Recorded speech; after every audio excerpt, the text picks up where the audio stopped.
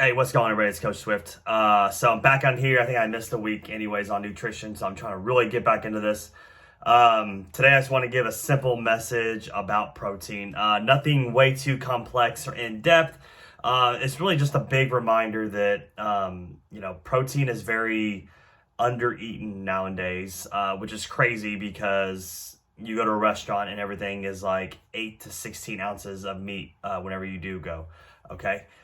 So my thing is, maybe as a lifestyle, we only really eat a lot of meat when we have time to really sit down and indulge at a social dinner. For the most part, a lot of people aren't in that category. A lot of people have gotten better at making sure that their every meal has a good amount of protein in it so they can get in, okay? And so let's go over protein.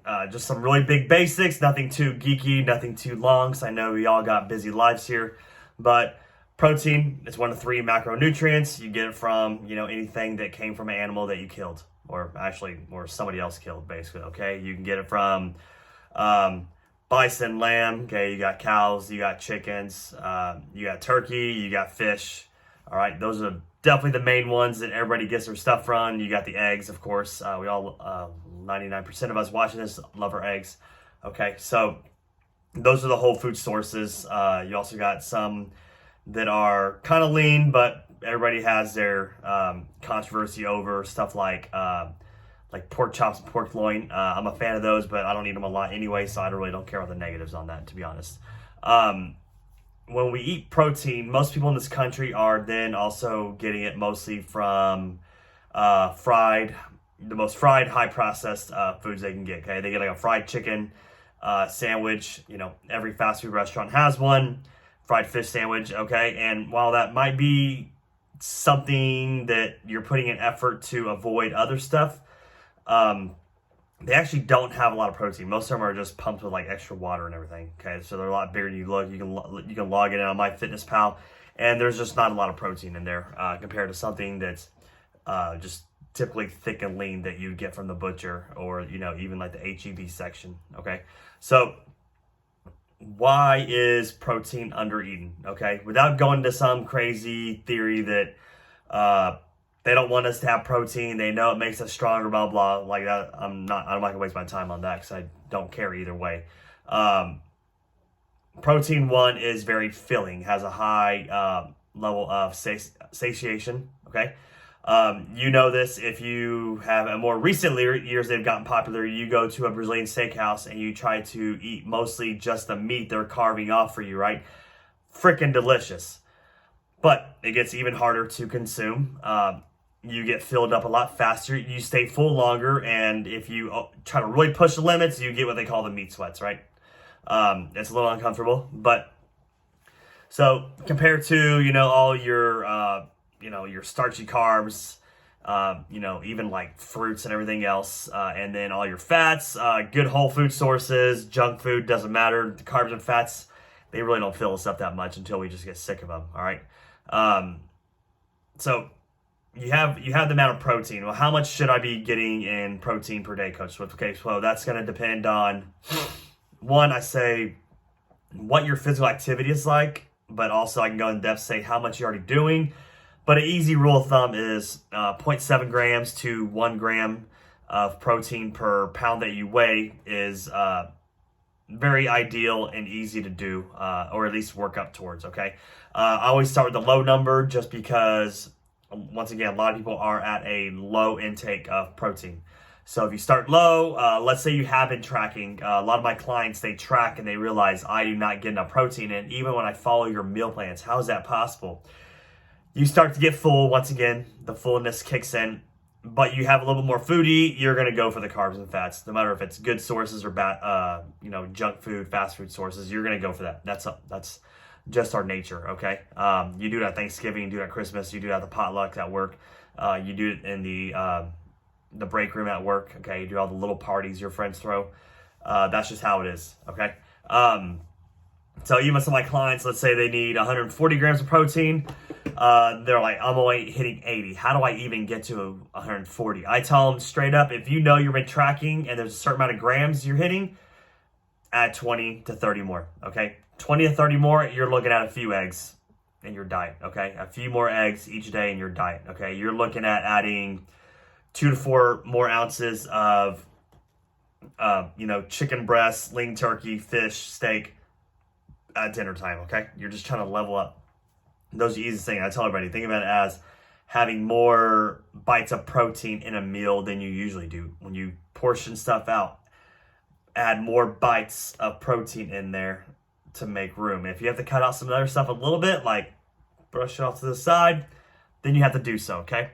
But outside of, everybody thinks, okay, building muscle, okay? Outside of building muscle, what is protein good for, okay? Well, protein is just simply involved in everything that we do, from helping your muscles grow and repair, recover. That gets broken down amino acids.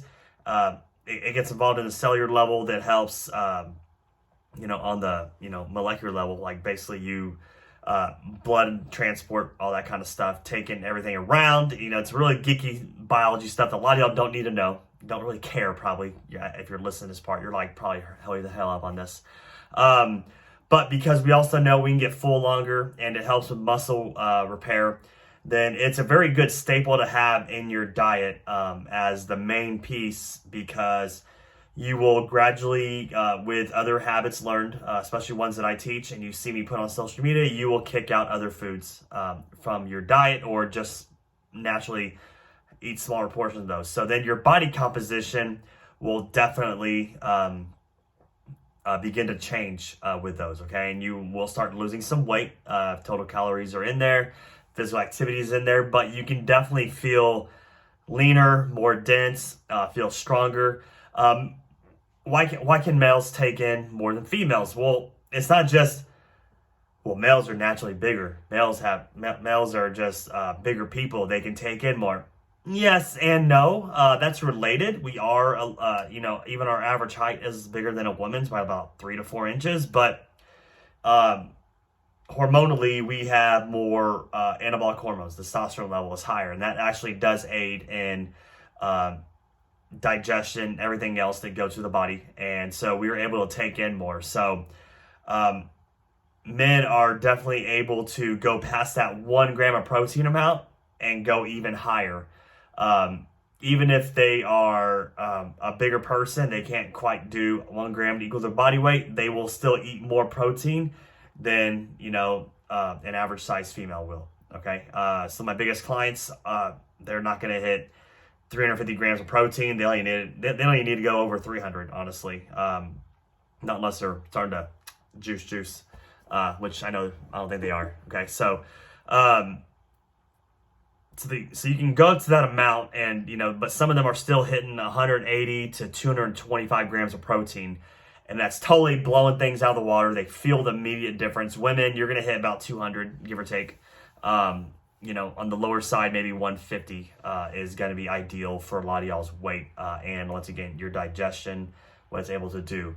So this is why we prioritize protein a lot. In a nutshell, lean protein source is the best. So that way, once again, you trim out some of the extras and the protein you don't need, and you control your calories. You start trimming away some of the other food sources that you can eat a little less of.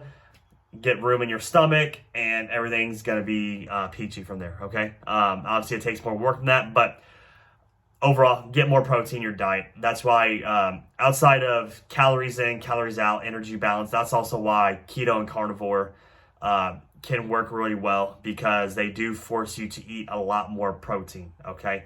So if there's anything you can learn from your friends and family who have done that, is eat more damn protein. And you can still have the other stuff, in my opinion. Okay, there's portion out, there's moderation, learning what that is, better habits, kicking down alcohol, getting better sleep, getting better workouts. But if you look at all the diets that work the best in losing weight, body composition, sustainability, feeling your best, usually the ones that revolve around a good amount of protein are going to be the best. Okay, so if you have any comments, questions, concerns on this, feel free to shoot me a text 210-414-3077, or shoot me the DMs on Instagram or Facebook.